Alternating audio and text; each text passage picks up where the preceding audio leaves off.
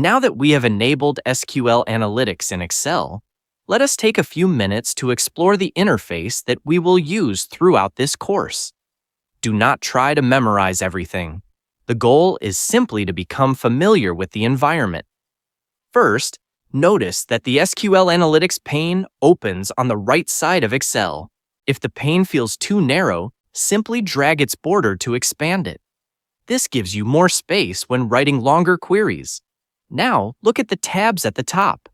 These tabs work similarly to worksheets in Excel. Each tab represents a separate SQL query. This means you can have multiple queries open at the same time. For example, one query may calculate total sales, while another may retrieve customers from a specific region. If you double-click the tab name, you can rename it. I strongly recommend using meaningful names such as total sales, top customers, or monthly report. This makes it easier to return to your work later. Now let us move to the large white area in the middle. This is called the query editor. This is where we will write our SQL statements. Think of it as the formula bar in Excel, except instead of formulas, we write SQL queries. You may also notice row numbers on the left side of the editor. These help you identify the location of each line of code.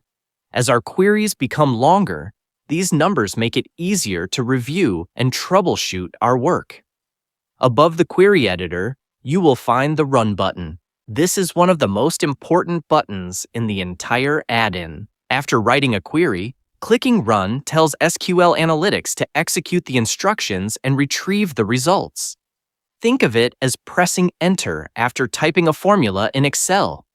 Finally, look at the Results section. This is where the output of your query appears.